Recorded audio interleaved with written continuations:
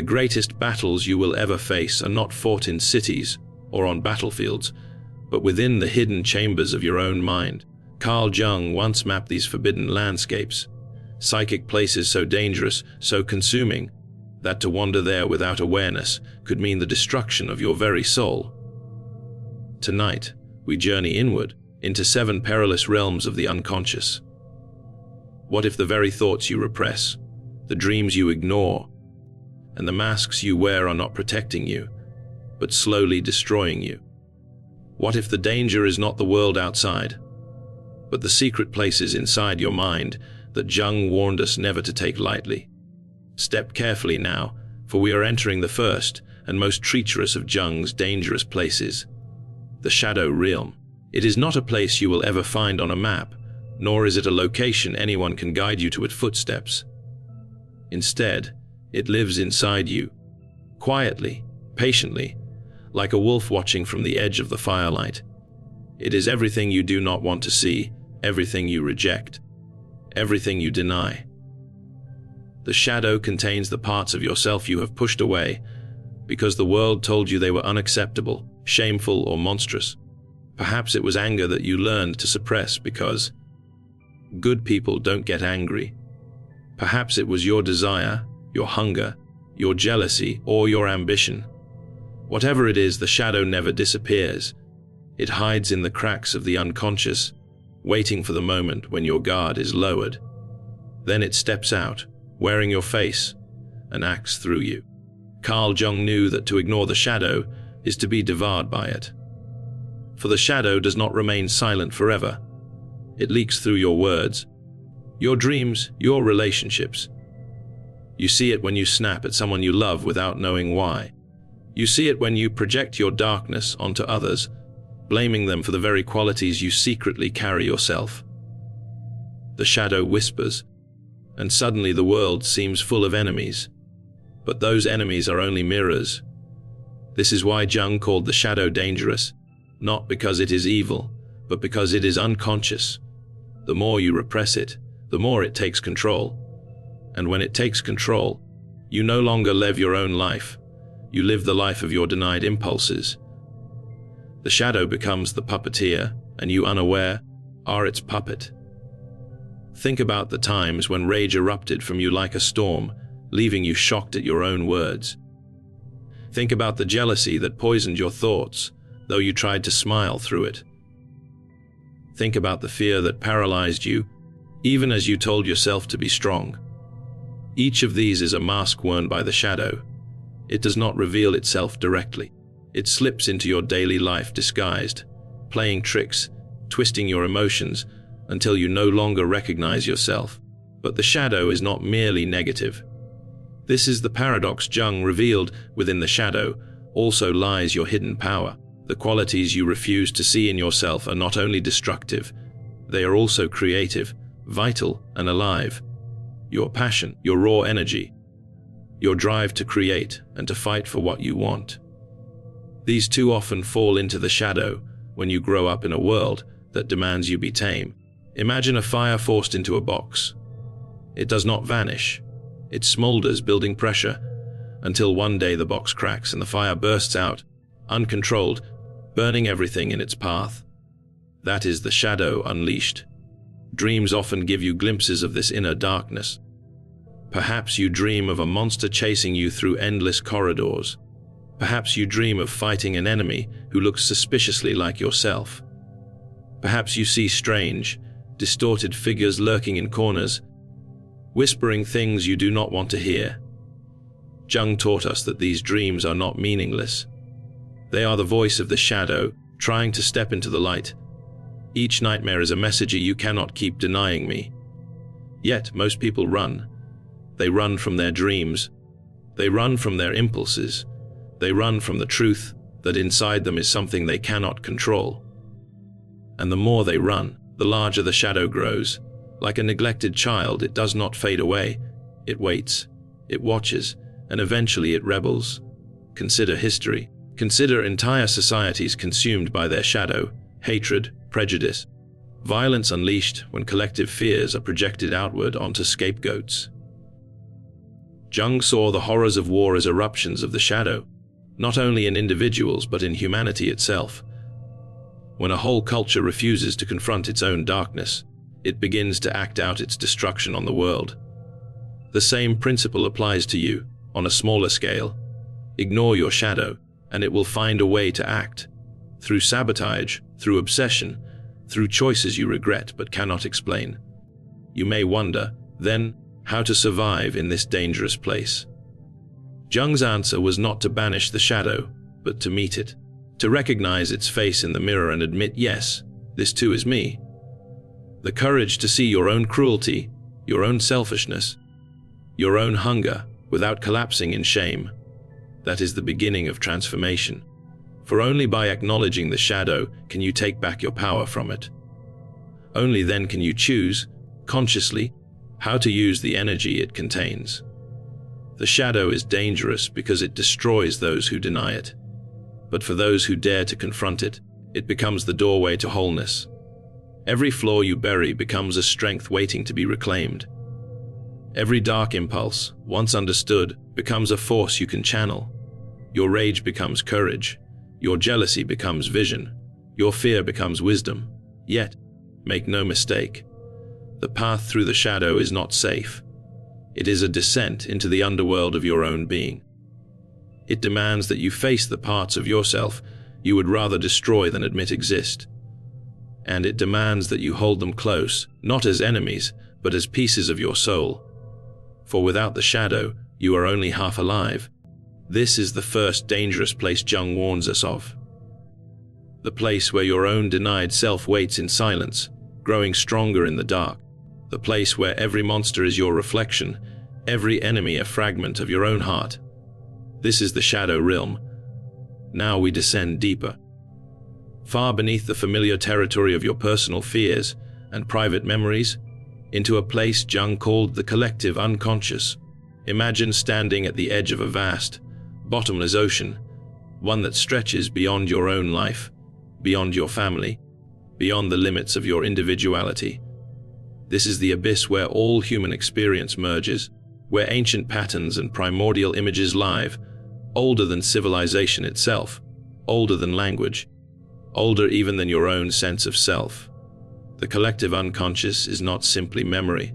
It is myth living inside you. It is the inheritance of countless generations encoded into your psyche, a vast library of symbols and archetypes. The hero, the mother, the trickster, the wise old man.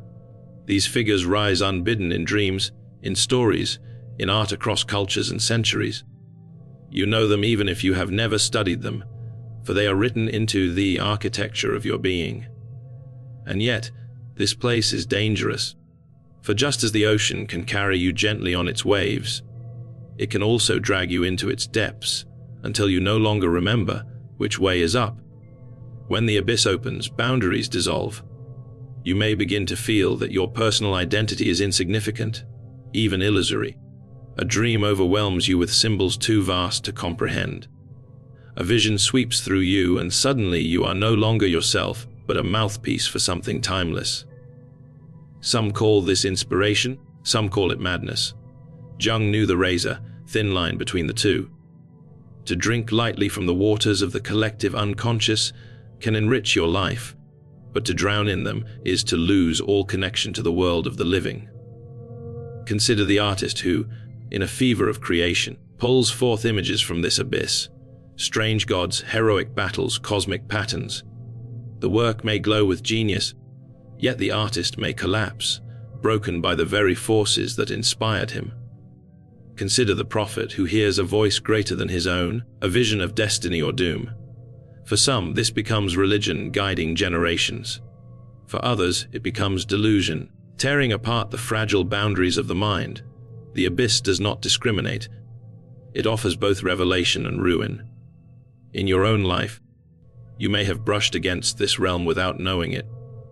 A dream so vivid and archetypal that it leaves you shaken for days. A déjà vu so strong you feel you have lived this moment before, as if time itself is repeating. A sudden pull toward myths, symbols, or images you cannot explain. These are ripples from the abyss. moments when the collective unconscious pushes through the cracks of ordinary life to remind you that you are not alone, that your psyche is part of something immeasurably vast. But here is the danger. Once you lean too far into this world, your ego, your everyday self, may begin to dissolve. And when the ego dissolves, you risk being possessed by what Jung called archetypes. Imagine a man who becomes so identified with the hero archetype that he can no longer live as a simple, flawed human being. He must constantly prove himself, constantly fight, constantly play the savior, even when it destroys him and those around him. Or a woman overwhelmed by the great mother archetype, losing herself in endless sacrifice, unable to say no, unable to separate her identity from the role of nurturer until her spirit withers. Archetypes are powerful, but when they seize you, they consume you. The abyss also births collective movements. Look at the sweeping tides of history, when entire nations are seized by a vision, by a myth, by a shared dream, or nightmare. Jung saw this most clearly in the rise of fascism. When the German people, unconscious of their own mythic shadows, fell under the spell of the archetype of the Wotan, the furious storm god of war and chaos. Here, the abyss of the collective unconscious erupted not in one person, but in millions, sweeping them into a frenzy that destroyed the world around them. What is true of societies is true of you as an individual. When you do not recognize the pull of archetypes, they can drag you into madness, into obsession, into living out patterns that are not truly yours. The abyss tempts you with grandeur, with transcendence, with the promise of becoming more than human. But Jung warned you are not meant to dissolve entirely into it. Your task is to stand at its edge, to draw from its depths just enough to bring light into the ordinary world, and then to return. You are not meant to become the god or the monster. You are meant to remain human, enriched but not consumed. The abyss whispers in your dreams with symbols you do not fully understand. It calls you when you lose yourself in myth, in ritual, in the timeless patterns that bind humanity together. It seduces you with the promise of absolute truth, absolute power, absolute meaning. But to step too far into it is to risk your identity, your sanity, your place in the living world. This is the danger Jung revealed. The deeper you go, the more you must hold tightly to the thread of your own consciousness, lest you never find your way back. Now we arrive at the third dangerous place, a realm so deceptively ordinary that you may not even notice you are trapped within it. Jung called it the persona, the mask you wear to face the world. At first glance, it seems harmless, even necessary. After all, without some kind of mask, how could you function in society? How could you hold a job, speak politely, play your role as friend, parent, student, or leader? The persona allows you to fit into the collective, to move smoothly among others without exposing your raw, vulnerable self. But here lies the danger. When the mask becomes your identity, you forget that there is a face beneath it.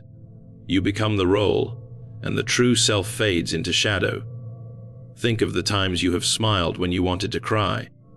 Think of the moments you nodded in agreement while your soul was screaming no. Think of how many times you have said, "I'm fine," when in truth you were unraveling. That is the persona speaking for you. It is smooth, polite, socially acceptable. It tells the world what it wants to hear, but it does not tell the truth. Over time, if you rely on it too heavily, you begin to lose the ability to distinguish between who you are and who the mask pretends to be. The persona is born early in life. As children, we learn what earns approval and what brings rejection. Perhaps you learned that being quiet and agreeable made the adults around you happy.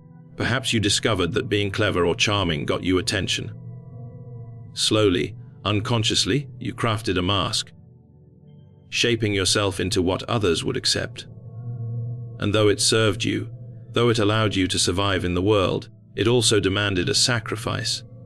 Every part of you that did not fit the mask, your wildness, your honesty, your vulnerability, was pushed aside, hidden away, sometimes forgotten entirely. Jung warned that the persona is a double-edged sword. It protects, but it imprisons. When you cling to it, you may find that your relationships feel hollow, your achievements meaningless, your sense of self fragile. Because deep down you know the world does not love you, it loves the mask you wear. And when you begin to sense that truth, despair sets in.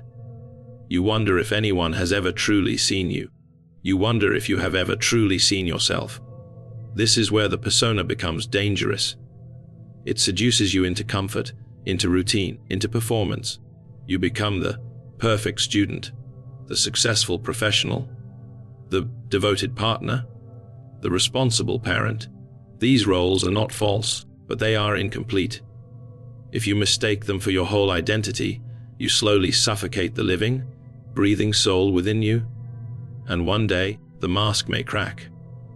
A breakdown, a crisis, a sudden outburst.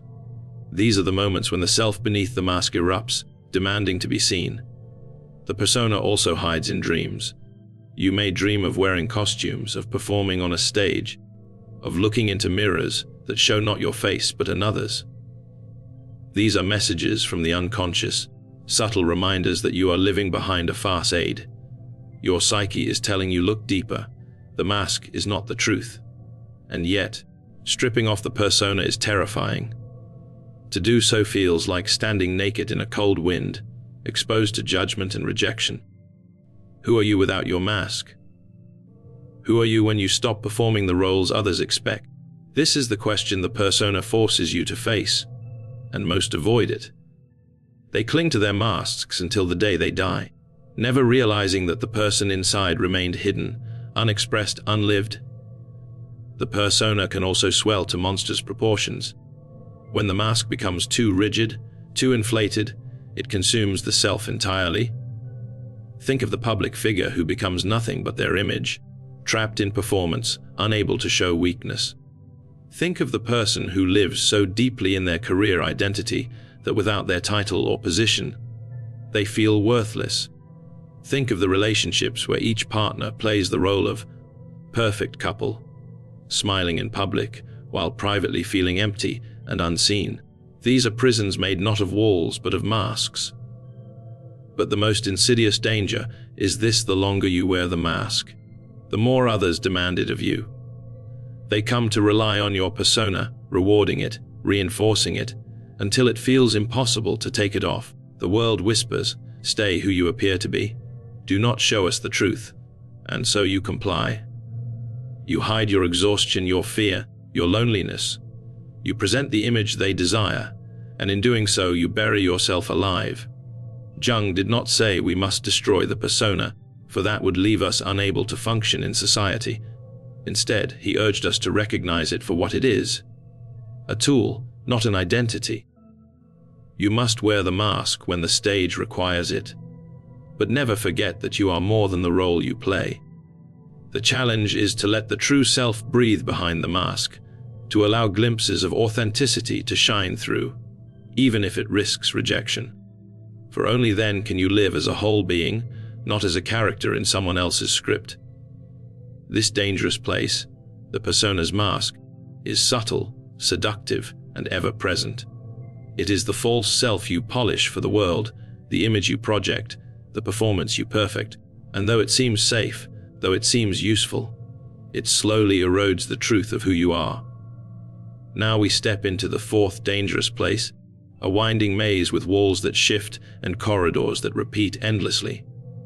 Jung called this realm the domain of the complexes. A complex is not just a thought or an emotion.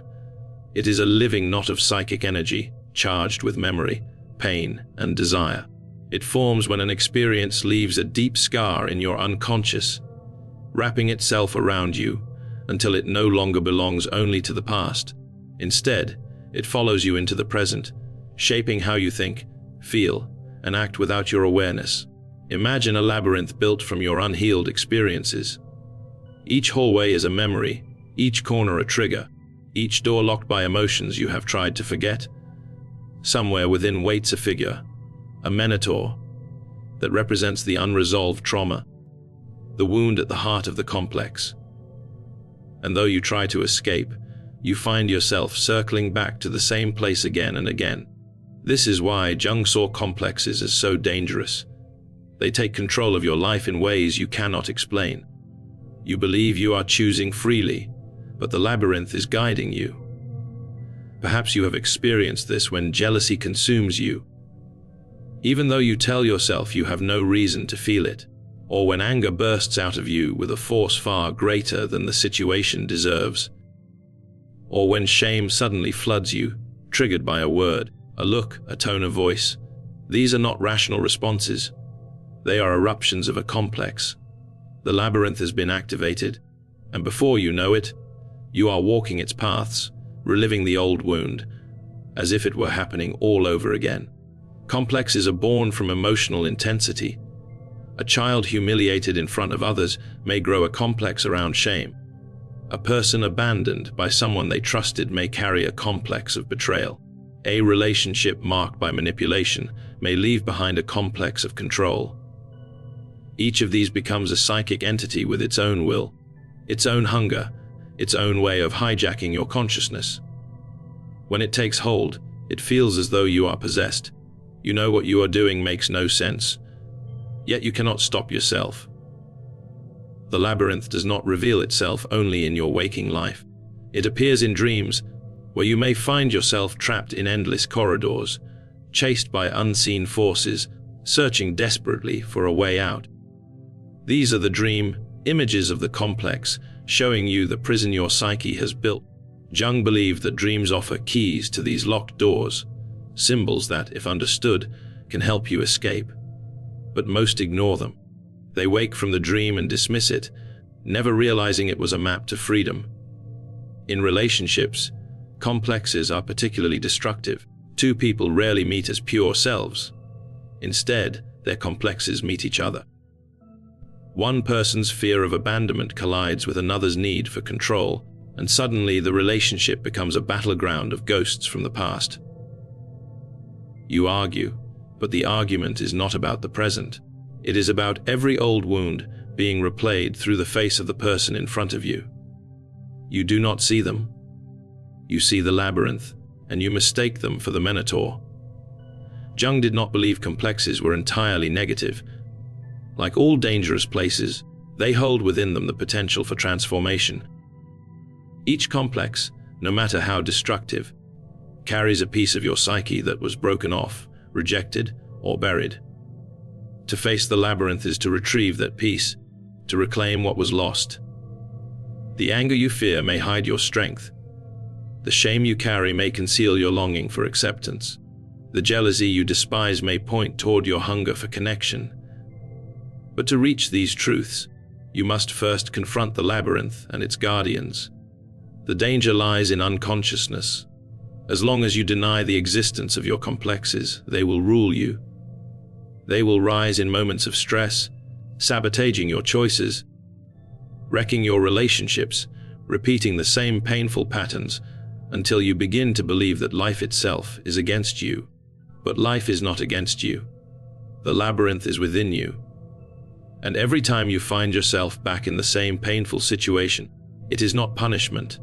It is the map revealing itself once again, demanding to be explored. Complexes are not dissolved through repression. You cannot destroy them by pretending they do not exist. They are confronted by awareness, by the willingness to recognize when the labyrinth has been activated. To pause and say, "This rage is larger than the moment. This fear is older than this situation. This pain is not only about today." That act of awareness creates space. It allows you to step outside the maze for a moment and see its structure. And in seeing, you weaken its hold. Yet even awareness is not enough. The labyrinth must be walked with courage. You must enter its dark corridors, revisit the memory, feel the pain, face the minotaur. Not to be destroyed by it, but to understand it. For the minotaur is not only a monster, it is also the wounded child, the rejected self, the forgotten part of you crying to be seen.